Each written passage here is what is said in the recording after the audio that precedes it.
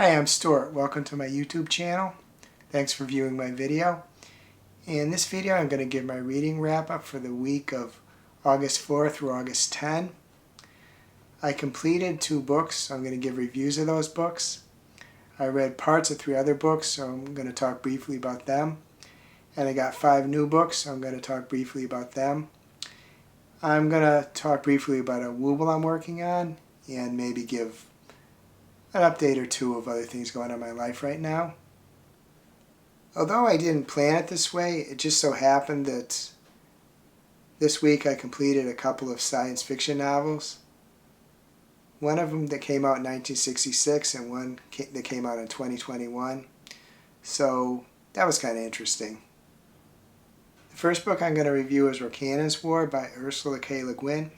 I got the idea of reading this book from a video of Pat at Book Chat with Pat 8668. She took part in a reading event called Rocket Summer, where they read books from the 40s, 50s, 60s, maybe the 70s. And this was one of the 60s books she read. I am not sure if I read a book by Ursula Le Guin before. I kind of think I might have, but I'm not positive. So this might be the first. Before I give my review of the book, I want to give a brief author bio, which I got from the author's website. Ursula Le Guin, 1929 to 2018, was a celebrated author whose body of work includes 23 novels, 12 volumes of short stories, 11 volumes of poetry, 13 children's books, 5 essay collections, and 4 works of translation. The breadth and imagination of her work earned her 6 Nebula Awards, 7 Hugo Awards, and SFWA's Grandmaster, along with the Pen/Malamud and many other awards. In 2014, she was awarded the National Book Foundation Medal for Distinguished Contribution to American Letters, and in 2016, joined the shortlist of authors to be published in their lifetimes by the Library of America. The first book I'm going to talk about is Rocannon's War by Ursula Le Guin. It was narrated by Stefan Rudnicki. I listened to the audiobook, which you would, I guess, get by the fact that it said there's a narrator. Although this book is ostensibly a sci-fi novel, it's really kind of just like a sci-fi wrapping, and the core of it is a fantasy novel. The book is set on a planet where there's multiple species, but none of them have moved really into the industrial age. Earth is part of a League of Planets, and this League of Planets is at war with another group of planets. And what they do when they discover a world is that they pick one of the species and they train them some and give them some technology.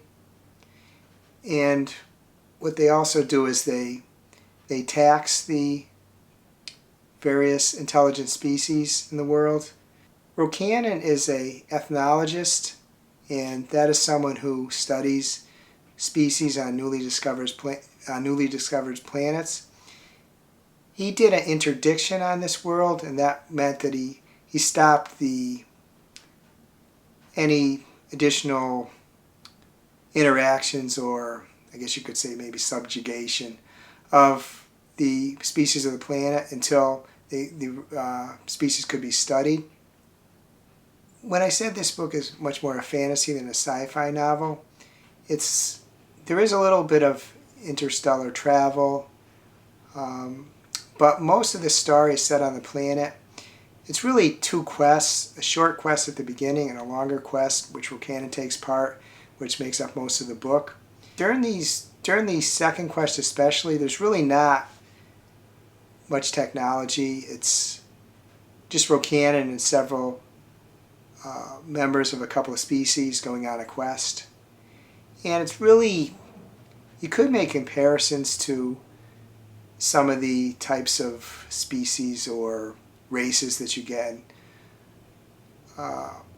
in fantasies. Like there's a group that could be analogous to dwarves. There's a group that maybe could be analogous to elves.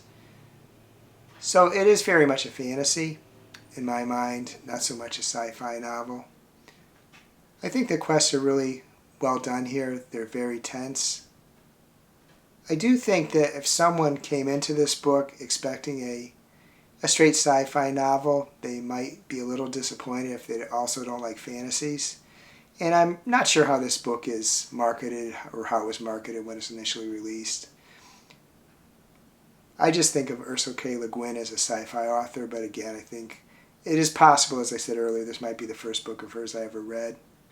I think the intelligent species are described well here. They have good depth. And the book has some good world building. I recommend this book to someone who is interested in reading what is basically a fantasy novel with some sci-fi trappings around it. The world this was on could actually be Earth if you just had an earlier version of Earth and there was some different species on it. So if you come at it with that aspect, I think you'll like it. If you do expect a full sci-fi novel, you might be a little disappointed if you don't also like fantasy. I suggest if you decide to get this book and you do like audiobooks, to get the audiobook. I was a little curious how good the narrator would be because the previous one I read, the previous audiobook I listened to, Yellowface, that the publishers would expect that to be a big selling book, and it was. So they're going to, do it up well, the audiobook. But the narrator in this book was really good. I really liked him. He really did a good job building the tension and voicing the various characters. And because it was an audiobook, I don't have a passage from the book to read. I rated this book 4 stars. The next book I want to talk about is A Psalm for the Wild-Built by Becky Chambers. I've heard several people talk quite highly of this book, but it was a recent video by John at Disquiet and Dragons that really made me think of pulling it up. I've had the book for a little while. He had a quite interesting experience with the book. It changed his life. So that's something that, unfortunately, in the comments to his video, I had to reply. I don't think a book's changed my life. They've enriched my life. You may want to take a look at his channel for that video, or other videos too. He's got a really great channel. And he does a lot of his videos. He goes out in the English countryside, so that's pretty cool. And sometimes he visits local landmarks and talks about them while videoing them. Before I give my review of the book, I want to give a brief author bio, which is from the dust jacket in the back of the book. Becky Chambers is a science fiction author based in Northern California. She is best known for a Hugo Award-winning Wayfarer series. Her books have been nominated for the Arthur C. Clarke Award, the Locust Award, and the Women's Prize for Fiction, among others. Chambers has a background in the performing arts and grew up in a family heavily involved in space science. She spends her free time playing video and tabletop games, keeping bees, and looking through her telescope. Having hopped around the world a bit, she's now back in her home state, where she lives with her wife.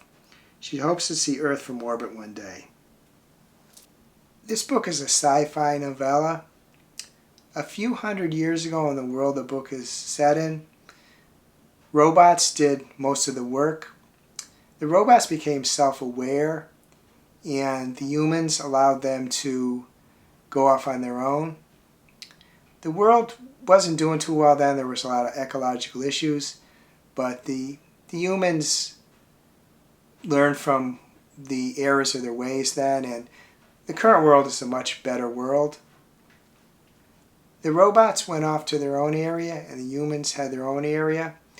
And in the hundreds of years since the separation, they've never interacted. The story is told in the third person by the point of view of Sibling Dex. Sibling Dex is a monk, and he works out of a monastery in the main city of the human location on the world. After doing this for a while, they had a desire to leave the city and go out in the country, and they decided to become a tea monk. Tea monks are monks that go out into the cities surrounding the main city. These are small cities. I believe the main city is called Panga. And these are small cities.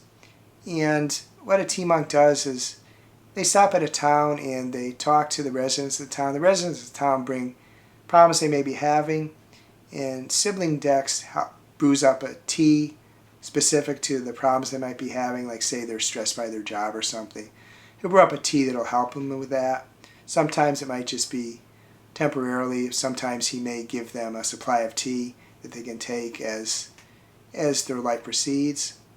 Sibling Dex isn't good at this at first. They have to learn as they go, but they do become very good at it.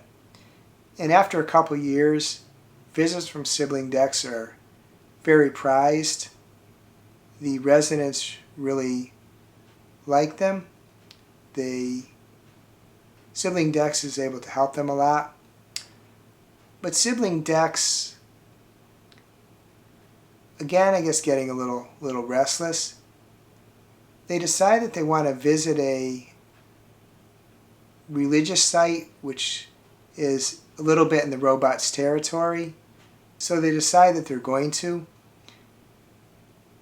People aren't really supposed to go in the robots' territory, not because there's any danger from the robots, but because in hundreds of years since humans have been there, roads and infrastructure would have decayed. But sibling Dex decides that he is going to go there. I don't know if I mentioned this, but there hadn't been any contact in the hundreds of years since the separation of the robots and the humans, when the robots went off into their own area. Sibling Dex is a little ways into the robot area, and a robot named Mosscap approaches sibling Dex and introduces themselves. And the story goes from there. The book is basically a two-person story, or I guess you could say a person and a robot story. The author does a great job developing the characters of sibling Dex and Mosscap as they start to travel together. The author also does a great job describing the locations, both the cities and towns, but especially the countryside. She does a great job describing what seems like a beautiful countryside. I did get a little confused by some of the world building. There's a lot of world building packed in for a small book. This is maybe a 120, 130 page book. There are 6 gods that the humans worship, and I had a little struggle following all the gods, but I did settle in. I try not to get bogged down in details like that. The other thing that I struggled with a little bit was the use of the they pronoun for sibling Dex. And I will state I'm not against people using the pronouns that they want. I think they should be able to use it. I think they should be able to use the ones they want. But in this particular instance, I found that grammatically the use of the word they was a little jarring. And once Mosscap joins sibling Dex, sometimes I'm a little confused whether they refer to sibling Dex or sibling Dex and Mosscap. But that's probably just me needing to be, learn a little better in these type of situations. I will say too that I'm not positive, but I think that the use of the pronoun they in this particular book is for a little different purpose than it's used in current society. I have to see what is said in the second book to be sure, but I do think there's a little different reason for it in here. I recommend this book for anyone who wants to read a sci-fi novel with 2 appealing characters and follow how their relationships develops. I don't know if I totally describe this book as totally cozy, but I think it's a pretty cozy novel. If the world building issues I mentioned present a possible problem for you, or if you do have struggle with the use of they being maybe a little jarring because it appears grammatically incorrect. Possibly this book isn't for you, but I don't think there's too many people this book isn't for. Just as I said, try not to get bogged down too much in the religion of the book, because I kind of did at first. I rated this book 4 stars. Next, I want to read a short passage from the book. Because this book is so short, and I don't want to give away any spoilers, I'm just going to read from the beginning of the first chapter, which is named A Change in Vocation. Sometimes a person reaches a point in their life when it becomes absolutely essential to get the fuck out of the city. It doesn't matter if you spent your entire life in a city, as was the case for sibling Dex. It doesn't matter if the city is a good city, as Panga's only city was. So I guess Panga was actually the world. I guess I got that wrong. It doesn't matter if the city is a good city, as Panga's only city was. It doesn't matter that your friends are there, as well as every building you love, every park whose best hidden corners you know, every street your feet instinctively follow without needing to check for directions. The city was beautiful. It really was. A towering architectural celebration of curves and polish and colored light, laced with the connective threads of elevated rail lines and smooth footpaths, flocked with leaves that spilled lushly from every balcony and center divider. Each inhaled breath, perfumed with cooking spice, fresh nectar, laundry drying in the pristine air. The city was a healthy place, a thriving place, a never-ending harmony of making, doing, growing, trying, laughing, running, living. Sibling Dex was so tired of it. The Ursula began with the idea of cricket song. Dex couldn't pinpoint where the affinity had come from. Maybe it had been a movie they watched, a museum exhibit, some multimedia art show that sprinkled in nature sounds perhaps. They never lived anywhere with cricket song, yet once they registered its absence in the city soundscape, it couldn't be ignored. And from that short passage, I note that Pang is the name of the planet, not the city. But the city sibling Dex has lived in and worked in so far in his life is Panga's main city. Next, I'm just going to talk briefly about 2 books that I had started previous to this week that I read more of this week. The first is The First Physical Culturists, Ancient Greek Athletics Training and Competition by Dr. Alex Daulat. I just actually read a chapter where the author talked about current training methods, reps, sets, power, endurance, a whole bunch of things, periodization, a whole bunch of things. And I've just started the next chapter, and in this chapter he's going to talk about how the ancient Greek methods compare to the current methods. The second book is The Hidden Language of Cats, How They Have Us at Meow by Sarah Brown. Haven't read too much more of this book, although it's kind of interesting because cats, probably most people know this, although I didn't know this until recently. Cats don't talk very much to each other. They communicate by smell, by touch. They've learned to adapt by learning what vocalizations work with humans. So that's kind of interesting. And I did start a book this week, Funny Story by Emily Hendry, with Julia Whalen narrator, which, as you can tell by that, is an audiobook. I'm about 27% into it. I'm really liking it. In this story, the main character is soon to be married, but at the fiance's bachelor party, he and a childhood friend of his kind of, I guess, determine that they're the ones for each other. So that ends the possibility of the wedding. And the jilted woman and the woman who was almost left at the altar, not too far from it, moves in with the former boyfriend of the new fiancé of her former boyfriend. That might get a little confusing, but it's pretty interesting, and I'm really enjoying it. And I really like the way the author writes. It's my second Emily Henry book. Just this character, the main character, she's a librarian. I just like her, the way she told in the first person, but the things she thinks. Despite the, the rather callous breakup, she's very funny in a lot of cases. Next, I want to talk about some new books that I got. The first is Throne of the Fallen by Perry Maniscalco. It's the Barnes & Noble exclusive edition. This book, I pre-ordered it a while back. I'm really a sucker for these special editions. You can see it's like very nice colored edges. And I bought 4 Nook books.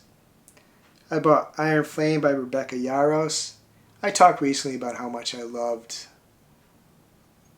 Fourth Wing.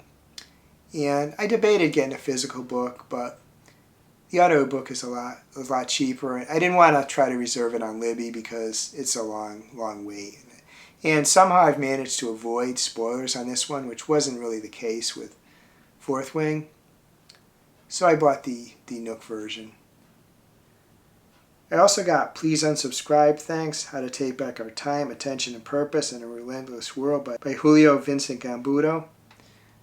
This is a book that could provide some valuable advice for me. I'm not the greatest at taking advice from self-help books, but I think I could stand to maybe learn how to tune out certain things and make some changes, and this book might help me with them. The third book I bought is 4 Weekends and a Funeral by Ellie Palmer. This is a book that Tia at Tia Chu has been championing for a while. She read an art copy a while back and she really likes it. So it just came out, so I decided to get it because I quite value her recommendations. The fourth book I got is Loud, Accept Nothing Less Than Your Life You Deserve by Drew Afualo. This is just a book. When I went to add Iron Flame to my cart, it suggested this book, and it doesn't take much to get me to buy a book. This, I believe, is another self-help book. Next, I'm going to talk briefly about the Wobble I'm working on, Emilio the Turtle. I've been working on it for a while. I haven't really made much progress. Not because I don't like doing them, but I'll talk a little later of why I haven't made too much progress on it. But basically, here's the head, and here's the body here. So I think what I got to do is I got to complete the legs, and I got to attach them together. So there's not that too much more to do here, but haven't made much progress. I think I've showed this I think this is the third video in a row I've showed this. Other than that, I've just been watching the Olympics a lot. That's why I haven't worked too much on the Wobble.